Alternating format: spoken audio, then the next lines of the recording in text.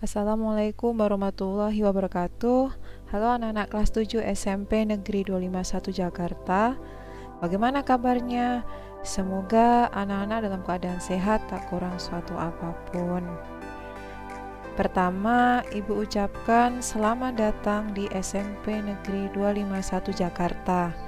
Semoga di sekolah yang baru ini anak-anak bisa banyak belajar untuk bekal masa depan kalian. Ya. Kedua, pada masa pengenalan lingkungan sekolah atau MPLS, ada beberapa materi yang akan disampaikan oleh Bapak Ibu guru, ya. Salah satu materinya adalah pengenalan kurikulum. Nah, di sini Ibu akan menyampaikan tentang pengenalan kurikulum 2013 yang digunakan oleh sekolah kita. Sebelumnya, perkenalkan, nama saya Evi Tri Utami, biasa dipanggil Evi. Anak-anak bisa memanggil Bu Evi. Saya mengampu mata pelajaran bahasa Indonesia, ya. Nah, kita masuk yang pertama, yaitu visi. Visi SMP Negeri 251 Jakarta yaitu cerdas, tuntas, kreatif, inovatif, religius, dan luhur dalam budi pekerti. Nah, ini yang harus tertanam dalam diri kita. Bagaimana anak-anak bisa cerdas unggul dalam prestasi akademik maupun prestasi non-akademik. Kemudian tuntas dalam mengerjakan sesuatu, ya, tidak boleh setengah-setengah. Kemudian kreatif inovatif, mampu atau ada kemampuan untuk menciptakan sesuatu. Religius, ya, taat patuh dalam agama, ya, sesuai dengan agama masing-masing, dan luhur dalam budi pekerti. Nah, kurikulum yang digunakan, yang dipakai untuk kelas 7, 8, 9 di SMP Negeri 251 adalah kurikulum 2013 revisi atau biasa disebut Kurtilas revisi, ya. Nah, apa itu kurikulum 2013? Kurikulum 2013, Kurtilas atau K13 adalah kurikulum yang berlaku dalam sistem pendidikan Indonesia. Nah, kurikulum 2013 memiliki 3 aspek penilaian, yaitu aspek sikap, aspek pengetahuan, dan aspek keterampilan. Nah, tentu kurikulum 2013 ini juga sudah diterapkan sewaktu di sekolah dasar. Jadi, anak-anak sudah tidak asing ya dengan yang namanya kurikulum 2013. Kan tetapi antara SD dan SMP tentu ada perbedaannya, ya. Nanti anak-anak bisa menyimak slide berikutnya. Nah, berikutnya adalah mata pelajaran di sekolah menengah pertama. Tentu pembelajaran ketika di SD dan SMP berbeda, ya. Ketika di SD, pembelajaran secara tematik, yaitu pembelajaran dengan tema tertentu yang mengaitkan beberapa mata pelajaran, ya. Jadi misalkan temanya tentang kebersihan, nanti di situ ada mata pelajaran bahasa Indonesia, ilmu pengetahuan sosial, dan matematika, ya. Dan itu pun juga diampu oleh satu guru, ya, guru kelas. Nah, sedangkan di SMP itu pembelajaran mata pelajaran, ya. Setiap mata pelajaran diampu oleh guru mata pelajaran. Jadi, satu mata pelajaran diampu oleh satu guru mata pelajaran, ya. Nanti anak-anak akan diajar oleh banyak guru, nggak hanya satu guru, ya, gitu. Nah, mata pelajaran di SMP ini terdiri dari 2 kelompok, kelompok A dan kelompok B. Kelompok A memang lebih menekankan pada aspek kognitif, ya, kognitif afektif, sedangkan kelompok B itu lebih menekankan pada kemampuan psikomotorik dan afektif, ya. Hanya untuk di masa pandemik nanti yang berbeda, ya. Nah, kelompok A meliputi pendidikan agama dan budi pekerti, pendidikan Pancasila dan kewarganegaraan, matematika, bahasa Indonesia, ilmu pengetahuan alam, ilmu pengetahuan sosial, dan bahasa Inggris. Untuk kelompok B ada seni budaya, kemudian pendidikan jasmani dan kesehatan, dan prakarya. Berikutnya adalah ketuntasan belajar minimum atau KBM. Mungkin anak-anak pernah mendengar KKM ya. Nah, hampir sama ya, KKM, KBM. Jadi setiap mata pelajaran nanti akan ada KBM, ketuntasan belajar minimum. Maksudnya adalah nilai paling rendah ya, atau nilai minimum untuk mencapai ketuntasan belajar pada setiap mata pelajaran. Nah, setiap mata pelajaran itu memiliki KBM yang berbeda. Karena apa? Setiap mata pelajaran itu pasti memiliki kesulitan yang berbeda ya. Kemudian kelengkapan dalam pembelajaran. Selain itu juga rata-rata kelas dalam mencapai mata pelajaran tersebut. Jadi tentu setiap mata pelajaran akan berbeda KBM-nya ya, ketuntasan belajar minimal. Misalkan begini, di kelas 7 pada pelajaran pendidikan Pancasila dan kewarganegaraan, KBM-nya 73. Jadi anak-anak harus mencapai nilai ya paling rendah 73 ya. Kalau bisa lebih ya, jangan 73 di pas 73, tapi lebih ya, 75, 80, 90 begitu ya. Nah, jadi 73 itu adalah nilai minimal yang harus kalian capai. Kemudian di pelajaran IPA, ilmu pengetahuan alam 70. Jadi nilai minimalnya 70. Kalian harus mencapai nilai minimal 70 ya. Minimal ya. Jadi kalau lebih bagusnya lebih ya, 80, 90, bahkan 100 itu ya. Itu untuk KBM. Jadi nanti anak-anak perhatikan setiap mata pelajaran KBM-nya berapa. Ketika kalian ada penilaian harian atau PTS ya, penilaian tengah semester, atau nanti ada PAT, penilaian akhir tahun, anak-anak bisa melihat, saya mengerjakan ini nilai saya 80, oh berarti sudah tuntas. Oh nilai saya 60, oh belum tuntas ini karena KBM di mata pelajaran ini 70, misalkan seperti itu. Jadi anak-anak harus perhatikan KBM di masing-masing mata pelajaran ya. Oke, selanjutnya, nah itu tadi secara umum ya. Nah, dalam kondisi sekarang, kemarin kita akan melakukan pembelajaran tatap muka ya, tapi karena kondisi tidak memungkinkan dan kita harus kembali pada pembelajaran masa COVID ya, pandemik. Jadi mau nggak mau kita harus menyesuaikan ya. Nah, bagaimana pembelajaran dalam masa pandemik? Nah, pembelajaran yang dilakukan adalah secara daring ya, dalam jaringan atau online, pembelajaran jarak jauh ya. Anak-anak cukup belajar di rumah ya, BDR. Nah, bagaimana PJJ dilakukan? Salah satunya dengan media pembelajaran ya, bisa berupa ya nanti menggunakan media sosial ya, YouTube, WhatsApp, Google Meet dan seterusnya ya. Nah, ini sudah anak lakukan dari pembelajaran ketika di SD ya, jadi sudah tidak asing lagi. Oke, nah ini untuk pembelajaran jarak jauh ya, PJJ di SMP Negeri 251. Nah, anak-anak bisa perhatikan ya bagaimana PJJ yang dilakukan oleh SMP kita. Pertama ya, pada pukul 6 sampai pukul 7 ya, sebelum belajar peserta didik mengisi daftar hadir di grup kelas masing-masing. Jadi usahakan anak-anak bangun pagi ya.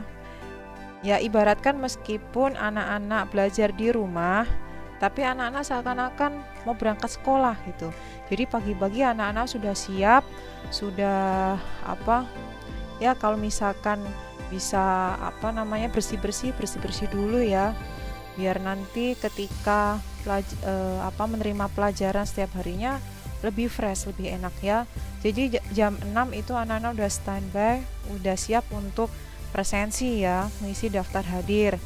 Nah, setelah presensi nanti wali kelas dan guru piket sesuai jadwalnya mereka merekapitulasi kehadiran peserta didik ya, akan dilaporkan. Jadi jangan sampai telat. Kalau misalkan kalian jam 9 baru mengisi daftar hadir, tentunya dianggap apa? Alfa gitu. Jadi kalian harus pagi-pagi udah mulai standby ya untuk mengisi daftar hadir, kemudian mengikuti pembelajaran jarak jauh. Nah, bagaimana pelaksanaan pembelajaran jarak jauh? Nah, untuk satu hari itu ada 3 mata pelajaran ya. Satu hari itu 3 mata pelajaran. Nah, satu mata pelajaran itu sama dengan 3 jam pelajaran ya. Gitu. Kemudian dengan jadwal sebagai berikut. Hari Senin, Selasa, Rabu, Kamis, dan Jumat. Nah, pukul setengah 7 itu sudah mulai pembelajaran. Pukul setengah 7 sampai pukul 8 pelajaran pertama ya, yang pertama. Kemudian pelajaran yang kedua itu dimulai pukul 8 sampai dengan pukul 9.30 ya, setengah 10. Kemudian pelajaran ketiga pukul 10 sampai pukul setengah 12 ya, 11.30. Jadi anak-anak dari pagi ya sampai dari pukul 6 ya, misalkan dari pukul 6 sampai pukul 11.30 anak-anak sudah siap ya, siap dan standby untuk pembelajaran jarak jauh ya, setiap hari Senin, Selasa, Rabu, Kamis, dan Jumat ya. Dan setiap hari itu ada 3 mata pelajaran ya. Setiap pelajaran itu 90 menit ya, 90 menit atau 1,5 jam ya. Jadi anak-anak ikuti dengan baik ya.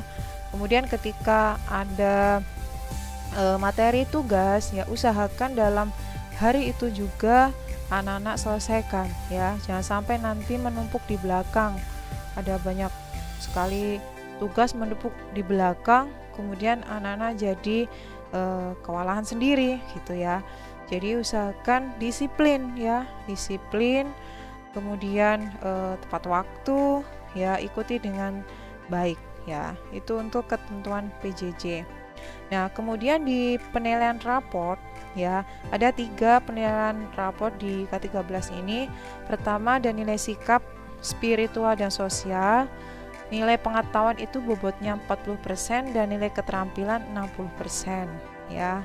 Nah, penilaian raport untuk nilai sikap. Nilai sikap itu nanti ada nilai sikap spiritual dan sikap sosial. Nah, butir-butir nilai sikap diambil dari kompetensi dasar pada mata pelajaran agama dan PPKN. Kode sikap pada raport berupa verbal dan deskripsi ya. Nanti akan A, B, C, D gitu ya.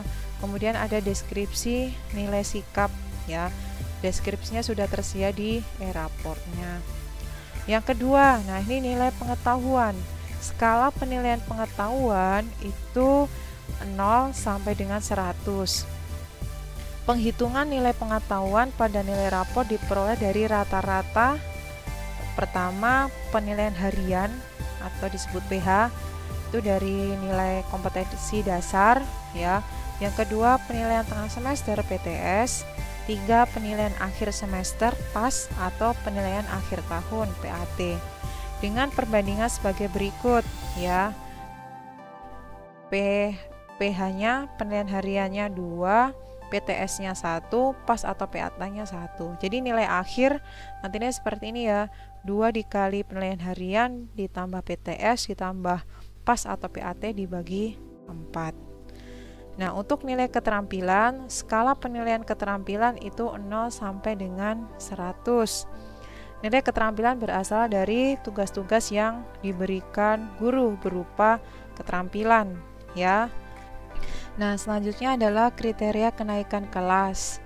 Nah, apa saja kriteria kenaikan kelas? Jika anak-anak ingin naik ke kelas berikutnya ya, dari kelas 7 ke kelas 8, anak-anak harus tahu kriterianya apa ini untuk naik kelas. Nah, Ibu akan sampaikan di sini ya.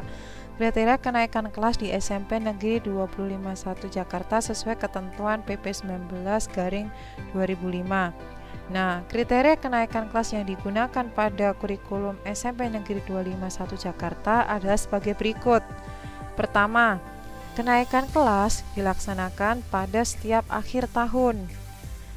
Kedua, peserta didik dinyatakan naik kelas apabila yang bersangkutan telah mencapai kriteria ketuntasan minimal, tadi ya KBM, pada semua indikator, kompetensi dasar atau KD, dan standar kompetensi SK pada semua mata pelajaran. Ketiga, peserta didik dinyatakan tidak naik kelas atau tinggal kelas apabila belum mencapai KBM, ketuntasan belajar minimal, pada banyak indikator KD dan SK pada lebih dari 3 mata pelajaran sampai batas akhir tahun pelajaran.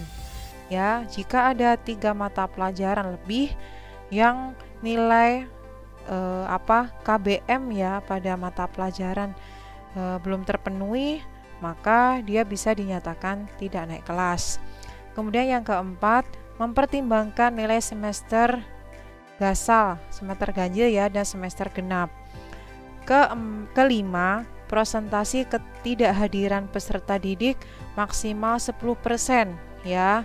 Itu bisa izin dan apa atau tanpa keterangan ya, dari hari efektif belajar selama 1 tahun. 6. Nilai akhlak, kelakuan atau sikap minimal baik, B ya. Kemudian yang ketujuh, nilai pengembangan diri, kegiatan ekstrakurikuler minimal B.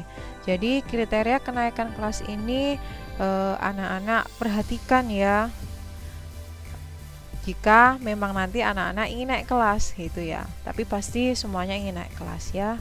Oke, berikutnya yang terakhir ya, itu adalah kegiatan pengembangan diri atau ekskul. Nah, kegiatan pengembangan diri ini dilaksanakan dengan tujuan memberikan kesempatan seluas-luasnya kepada peserta didik untuk mengembangkan dan mengekspresikan diri sesuai dengan kebutuhan, bakat, dan minat yang disesuaikan dengan kondisi sekolah dan tantangan global. Di SMP Negeri 251 Jakarta, kegiatan ekstrakurikuler ada 10 ya. Pertama ada pramuka, kedua paskibraka, ketiga PMR, 4 silat, 5 tari, 6 rohis, 7 paduan suara, 8 kir, 9 olahraga, dan 10 gambar. Nah, nanti akan ada di penjelasan pada materi yang akan disampaikan oleh salah satu Bapak Ibu guru itu ya. Nah, usahakan anak-anak mengikuti ya kegiatan ekskul untuk mengembangkan diri ya, untuk mengembangkan minat bakat anak-anak gitu.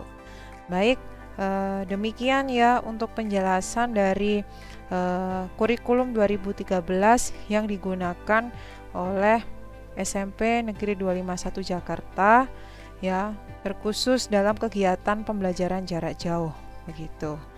Baik, terima kasih atas perhatian anak-anak semua.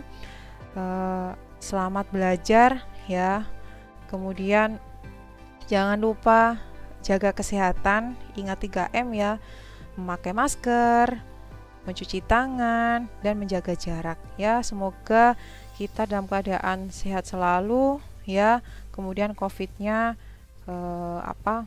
segera berakhir gitu ya, biar kita hidup dalam kehidupan normal ya begitu. Baik, terima kasih semuanya. Wassalamualaikum warahmatullahi wabarakatuh.